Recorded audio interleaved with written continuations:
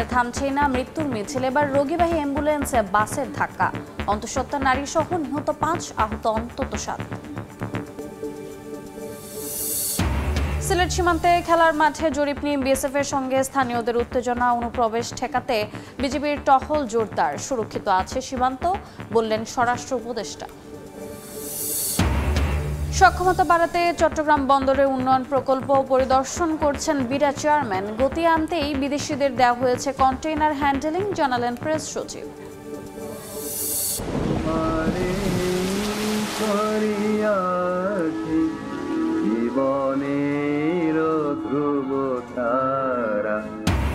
রবির আলোয় উদ্ভাসিত ২৫শে বৈশাখ, কবিগুরু রবীন্দ্রনাথ ঠাকুরের ১৬৪তম জন্মবার্ষিকী। দেশের বিভিন্ন স্থানে নানা আয়োজন।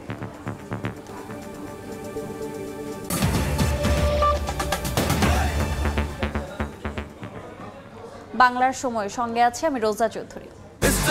নবজাতকের মুখ দেখার আগেই অন্তিম যাত্রায় পাড়ি জমালেন বাবা। অন্তঃসত্ত্বা স্ত্রীকে নিয়ে হাসপাতালে যাওয়ার সময় সড়ক দুর্ঘটনায় স্বামী স্ত্রী সহ মৃত্যু হয় একই পরিবারের ৪ সদস্যের। মারা যান অ্যাম্বুলেন্সের চালকও। দাঁড়িয়ে থাকা অ্যাম্বুলেন্সে বেপরোয়া গতির বাস ধাক্কা দিলে এই দুর্ঘটনা ঘটে। এতে আহত হন আরও ৭ জন।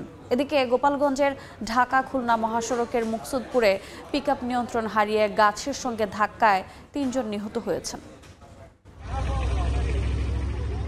চালকের অসতর্কতায় আবারও সড়কে ঝরল তাজা প্রাণ। দাঁড়িয়ে থাকা অ্যাম্বুলেন্সে বাস ধাক্কা দিলে মারা যান একই পরিবারের ৪ জন সহ মোট ৫ জন। প্রত্যক্ষদর্শীরা জানান, প্রসব বেদনা উঠলে অন্তঃসত্ত্বা স্ত্রীকে নিয়ে ঢাকার ধানমন্ডির একটি হাসপাতালের উদ্দেশ্যে রওনা হন মাদারীপুর সদর উপজেলার মিঠাপুকুরের বাসিন্দা বিল্লাল ফকির। সঙ্গে বাবা ও বোন সহ স্বজনরা ছিলেন। ঢাকা মাওয়া এক্সপ্রেস ওয়েতে উঠলে নষ্ট হয় অ্যাম্বুলেন্স। রাস্তার পাশে দাঁড় করিয়ে ঠিক করার চেষ্টা করেন চালক। এমন অবস্থায় অনিয়ন্ত্রিত গতিতে ছুটে আসা গোল্ডেন লাইন পরিবহনের একটি বাস চাপা দেয় অ্যাম্বুলেন্সটিকে। ঘটনাস্থলে মারা যান ১ জন। এরপর একে একে প্রাণ যায় আরও ৪ জনের। এই ঘটনায় আহত হয়েছেন আরও ৩ জন। অ্যাম্বুলেন্সটা তো সাইডে পাশে দাঁড়ানোই ছিল, তো সেক্ষেত্রে এই অদক্ষ বেপরোয়া ড্রাইভারের কারণেই এই অ্যাক্সিডেন্টটা হয়। আসার পর কিছুক্ষণ পর আমি তাকানোর পরে দেখলাম পুলিশ জানায় বাসটিকে জব্দ করা হয়েছে। পিছনে ৫ চাকা পাঁচে যাওয়ার পরে অ্যাম্বুলেন্সটা রাস্তার উপর দাঁড়িয়ে থেকে সে যাত্রীগুলোকে পিছনে নামায় দেওয়ার পরে সে গাড়ি চাকা লাগে। শেষ করার সময় পিছন দিক থেকে সে গোল্ডেন বাস এসে তাকে ধাক্কা দেয়। এদিকে গোপালগঞ্জ থেকে ঢাকা খুলনা মহাসড়কের মুকসুদপুরে পিকআপ নিয়ন্ত্রণ হারিয়ে গাছের সঙ্গে ধাক্কায় ২ জন নিহত হয়েছেন। নাসির উদ্দিন উজ্জ্বল, সময় সংবাদ। ভারত পাকিস্তান সংঘাতের মধ্যে অনুপ্রবেশ ঠেকাতে সীমান্ত এলাকায় টহল জোরদার করেছে বিজিবি। সকাল ৮টা থেকে বিকেল ৫টার মধ্যে কৃষি সহ অন্যান্য কাজ করার নির্দেশনা দেওয়া হয়েছে। পাশাপাশি বিকেলের পর নদীতে মাছ ধরা, যাত্রী পারাপার, চর এলাকায় বহিরাগতদের থাকতে নিষেধ করা হয়েছে। এদিকে স্বরাষ্ট্র উপদেষ্টা জাহাঙ্গীর আলম চৌধুরী বলেছেন, ভারত পাকিস্তান সংঘাত চললেও বাংলাদেশের সীমান্তে কোনো অস্থিরতা নেই। দেশের অভ্যন্তরীণ নিরাপত্তার স্বার্থে সীমান্ত এলাকার মসজিদে চলছে মাইকিং, জোরদার করা হয়েছে টহল।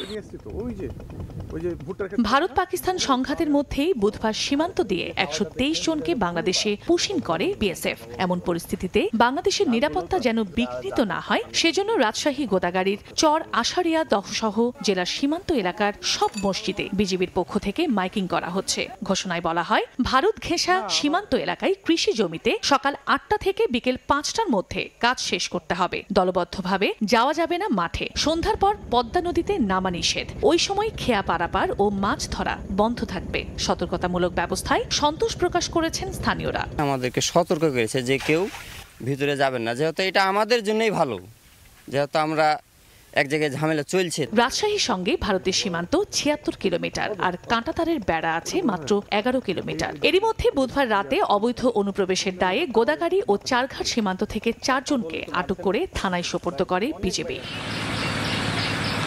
দক্ষিণ পশ্চিমাঞ্চলের সীমান্ত জেলা সাতক্ষীরাতেও বর্ডার গার্ড অব বাংলাদেশের টহল জোরদার করা হয়েছে। বাড়ানো হয়েছে গোয়েন্দা তৎপরতা। এই মুহূর্তে পরিস্থিতি স্বাভাবিক আছে।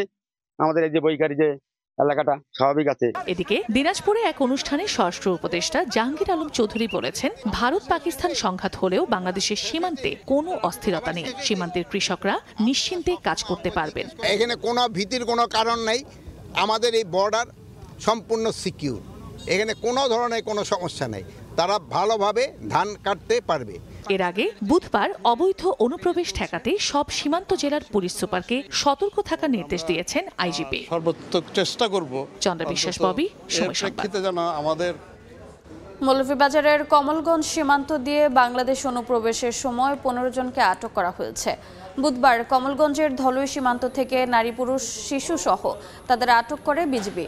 এই ঘটনার পর থেকে জেলার সবকটি সীমান্তে টহল বৃদ্ধি করা হয়েছে। এদিকে পুলিশ জানিয়েছে, ভারত ও পাকিস্তানের সংঘটিত যুদ্ধের সুযোগ নিয়ে যাতে কোনো সন্ত্রাসী অবৈধভাবে দেশের সীমানা দিয়ে প্রবেশ করতে না পারে সে মোতাবেক কাজ করছে পুলিশ। খাগড়াছড়িতে ভারতের গুজরাটের মানুষ বাংলাদেশে পুশ করার চেষ্টা করা হয়েছে, তা সফল হতে দেয়া যাবে না। এ দায়িত্ব অন্তর্বর্তীকালীন সরকারকে নিতে হবে বলে মন্তব্য করেছেন জাতীয় নাগরিক পার্টির উত্তরাঞ্চলের মুখ্য সমন্বয়ক সার্জিস আলম। দুপুরে পঞ্চগড়ের আটোয়ারিতে মির্জাপুর 12 আউলিয়ার মাজারের ওরস শরীফ পরিদর্শন শেষে কথা বলেন তিনি। করিডোরের নামে বিদেশি এজেন্ট এসেছে, বিভিন্ন গোয়েন্দা সংস্থা দেশে ঢুকছে, নানা কর্মকাণ্ডও ঘটিয়েছে।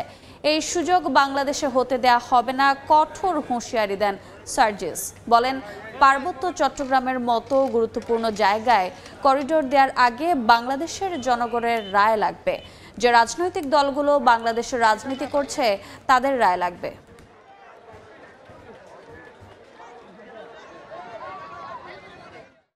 আমরা কখনো এটা প্রত্যাশা করি না যে আমাদের পার্শ্ববর্তী দুইটি দেশ যে কোনো কারণেই হোক না কেন তারা যুদ্ধে জড়িয়ে পড়ুক।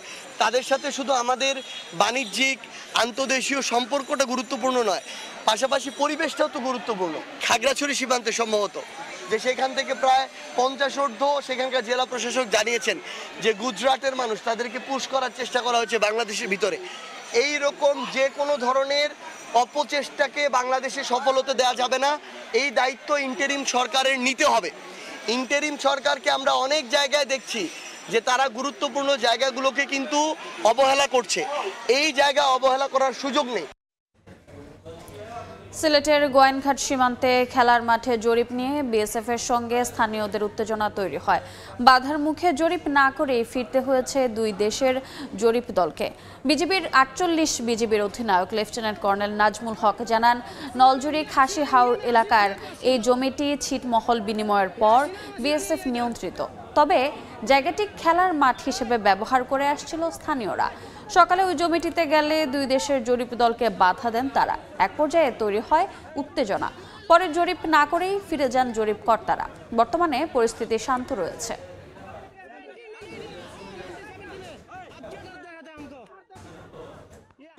বাংলার সময় আরো থাকছে।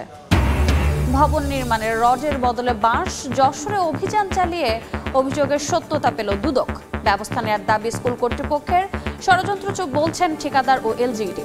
বন্দর পরিচালনায় বিশ্বের শীর্ষ অপারেটরদের আনার মূল উদ্দেশ্য দেশের সীমাবদ্ধ ভূমি ও বন্দর সক্ষমতাকে সর্বোচ্চ ব্যবহার করা, এমন মন্তব্য করেছেন বিডা ও বেজার এক্সিকিউটিভ চেয়ারম্যান আশিক চৌধুরী। বলেন, 2031 সালে বড় প্রকল্প বে টার্মিনাল কার্যক্রমে গেলে পাল্টে যাবে বন্দরের চেহারা। কর্ণফুলী নদীর মোহনায় ও বঙ্গোপসাগর উপকূলে গড়ে উঠছে নানা টার্মিনাল। এতে চট্টগ্রাম বন্দরের সক্ষমতা বাড়ার পাশাপাশি খুলবে বিদেশি বিনিয়োগের অপার সম্ভাবনার দুয়ার। বৃহস্পতিবার সকালে লালদিয়া কন্টেইনার টার্মিনাল পরিদর্শনে যান বিডা ও বেজার চেয়ারম্যান আশিক চৌধুরী এবং প্রধান উপদেষ্টার প্রেস সচিব শফিকুল আলম। 46 একর জমির উপর নির্মিত টার্মিনাল পরিদর্শন শেষে বিডার চেয়ারম্যান বলেন, বন্দর পরিচালনায় বিশ্বের টপ অপারেটররা আসলে বন্দরের সক্ষমতার সর্বোচ্চ ব্যবহার করা যাবে, বাড়বে বিনিয়োগও। ওয়ার্ল্ডের যারা টপ পোর্ট অপারেটর তাদেরকে আনার আমাদের মূল উদ্দেশ্য হচ্ছে যে আমাদের যেই যেহেতু আমাদের ল্যান্ড লিমিটেড, আমাদের ক্যাপাসিটি লিমিটেড, সেই লিমিটেড ক্যাপাসিটিকে যাতে আমরা বেস্ট ইউটিলাইজ করতে পারি। পরে কর্ণফুলী টানেল এলাকায় ফ্রি ট্রেড জোনের জমি পরিদর্শন করে দলটি যান বঙ্গোপসাগর উপকূলে বে টার্মিনালেও। জানান 2031 সালে এটি অপারেশনে গেলে পাল্টে যাবে বন্দরের চেহারা। প্রাথমিকভাবে বিনিয়োগ হবে $2 বিলিয়ন। 4টি টার্মিনাল চালু হলে কর্মসংস্থান হবে 25,000 মানুষের। পিএসএ এবং ডিপি ওয়ার্ল্ড রাফলি $1 বিলিয়ন করে এই প্রজেক্টে ইনভেস্ট করবেন এবং আমরা আশা করছি যে 2030-এর দিকে আমরা এই পোর্টগুলোকে চালু করতে পারবো। এখন যে জাহাজগুলো আসে তার প্রায় 3-4 গুণ একটা জাহাজে নিতে পারবে। এতে আমাদের পরিবহন কষ্ট কমে যাবে এবং একই সাথে আমাদের এফিসিয়েন্সি বাড়বে। দুপুরে দলটি যায় চট্টগ্রাম বন্দরের নিউ মোরিং কন্টেইনার টার্মিনালে। আগামী 5 থেকে 10 বছরে চট্টগ্রাম বাণিজ্যিক হাবে পরিণত হবে বলে আশা সংশ্লিষ্টদের। শফিকুল আলম, সময় সংবাদ, চট্টগ্রাম। মামলার আসামি সাবেক রাষ্ট্রপতি আব্দুল হামিদ দেশ থেকে পালিয়ে গেল কিভাবে, এর জবাব চেয়ে স্বরাষ্ট্র উপদেষ্টার গাড়িবহরকে আটকে দিল এনসিপি ও বৈষম্য বিরোধী ছাত্র আন্দোলনের নেতাকর্মীরা। বিকেল 4:30টায় দিনাজপুর জেলা প্রশাসক সম্মেলন কক্ষে গণমাধ্যম কর্মীদের প্রেস ব্রিফিং শেষে স্বরাষ্ট্র উপদেষ্টা নিচে নামলেই ঘেরাও করেন আন্দোলনকারীরা। তারা স্বরাষ্ট্র উপদেষ্টার কাছে জানতে চায় কিভাবে সাবেক রাষ্ট্রপতি পালিয়ে গেলেন। এক পর্যায়ে স্বরাষ্ট্র উপদেষ্টা আন্দোলনকারীদের আশ্বস্ত করলে কর্মসূচি থেকে সরে আসেন শিক্ষার্থীরা। 12 মিনিট তাকে জেলা প্রশাসক কার্যালয়ের সামনের সড়কে আটকে রাখা হয়।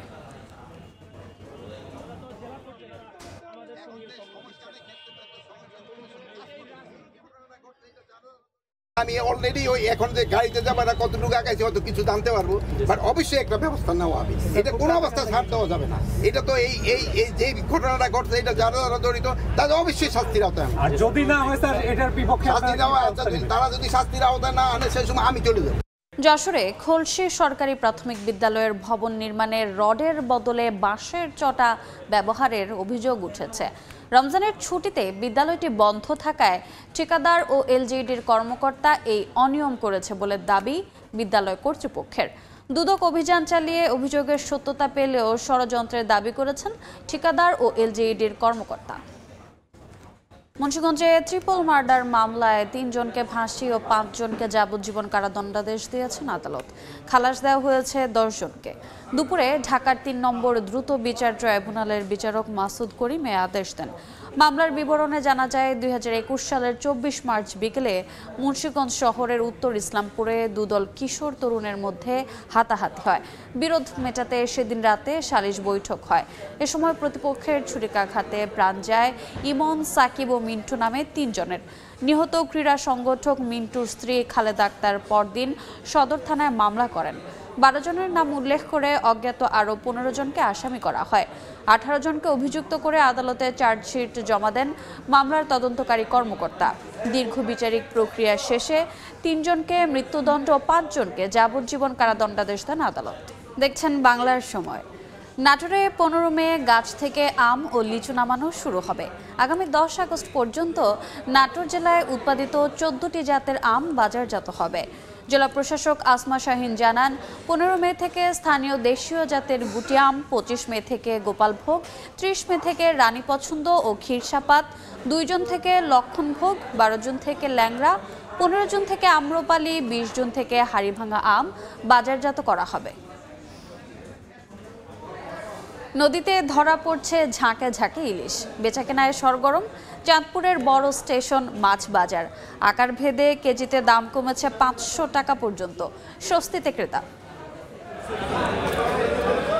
একে একে সাজানো হচ্ছে ছোট বড় নানা আকৃতির ইলিশ। জাতীয় মাছের রূপালী ঝিলিক ছড়িয়ে পড়ছে বাজার জুড়ে। মাছ ধরা নিষেধাজ্ঞা উঠে যাওয়ায় নদীতে ধরা পড়ছে ঝাঁকে ঝাঁকে ইলিশ। দীর্ঘদিন পর কাঙ্ক্ষিত মাছের দেখা পেয়ে চাঞ্চল্য ফিরেছে জেলেদের মাঝে। বেশিরভাগ ইলিশের আকৃতি ছোট হলেও ভালো দাম পাওয়ায় খুশি তারা। এদিকে বাজারে ইলিশের সরবরাহ বাড়ায় সপ্তাহের ব্যবধানে দাম কমেছে 300 থেকে 500 টাকা পর্যন্ত। এতে স্বস্তি ফিরেছে খুচরা ক্রেতাদের মাঝে। 1 কেজি ওয়েটের মাছ বর্তমান বাজারে চলতেছে 3200 থেকে 3300 টাকা, আর 700-800 গ্রামের মাছ চলতেছে আপনার 2600 থেকে 2800 টাকা কেজি, আর 400 গ্রামের মাছ 500 গ্রামের লোকাল মাছ চলতেছে আপনার 1700 টাকা কেজি। টুকটাক মাছ ধরা পড়ে নোয়াখালী উপকূলে, নদীতে এবং চাঁদপুর বেচা কিনা ভালোই, কারণ আমরা আসার উদ্দেশ্য। ব্যবসায়ীরা জানান এমন সরবরাহ অব্যাহত থাকলে 2-1 সপ্তাহের মধ্যে দর আরো কমতে পারে। 1 সপ্তাহ পর গিয়ে মোটামুটি মাছের দেখা তো দিল কম বেশি, অন্তত মানুষগুলি তো চলাচল করতে পারতেছে। মোটামুটি কিছু মাছ আসতেছে, আর এরকমভাবে যদি কিছুদিন মাছ আসে, আমরা যে বিগত দিন যে 2 মাস আমাদের অভিযান ছিল, এই অভিযানের ক্ষতি ইনশাল্লাহ আমরা পোষে নিতে পারব। বৃহস্পতিবার চাঁদপুর বড় স্টেশন পাইকারি মাছ বাজারে সব মিলিয়ে ইলিশের সরবরাহ ছিল 350 মণ। ফারুক আহমদ, সময় সংবাদ, চাঁদপুর। বাংলার সময় বর্ণাঢ্য নানা আয়োজনের মধ্য দিয়ে পালিত হচ্ছে কবিগুরু রবীন্দ্রনাথ ঠাকুরের 164তম জন্মবার্ষিকী। দিবসটি উপলক্ষে কুষ্টিয়ার কুঠিবাড়ি, সিরাজগঞ্জের কাছারিবাড়ি এবং নগর পাতিসরে আয়োজন করা হয়েছে আলোচনা সভা, সাংস্কৃতিক অনুষ্ঠান ও গ্রাম্য মেলার। গান, কবিতা ও নাটকের মাধ্যমে স্মরণ করা হচ্ছে বিশ্বকবিকে। বাংলার সময়ের শীর্ষ সংবাদগুলো জানিয়ে দিচ্ছে আরেকবার। ঢাকা মাওয়া এক্সপ্রেসওয়েতে থামছেই না মৃত্যুর মিছিল, এবার রোগীবাহী অ্যাম্বুলেন্সে বাসের ধাক্কা, অন্তঃসত্ত্বা নারী সহ নিহত 5, আহত অন্তত 7। সিলেট সীমান্তে খেলার মাঠে জরিপ নিয়ে বিএসএফ এর সঙ্গে স্থানীয়দের উত্তেজনা, অনুপ্রবেশ ঠেকাতে বিজিবির টহল জোরদার, সুরক্ষিত আছে সীমান্ত, বললেন স্বরাষ্ট্র উপদেষ্টা। এবং সক্ষমতা বাড়াতে চট্টগ্রাম বন্দরে উন্নয়ন প্রকল্প পরিদর্শন করছেন বিডা চেয়ারম্যান। গতি আনতে বিদেশিদের দেওয়া হয়েছে কন্টেইনার হ্যান্ডেলিং, জানালেন প্রেস সচিব।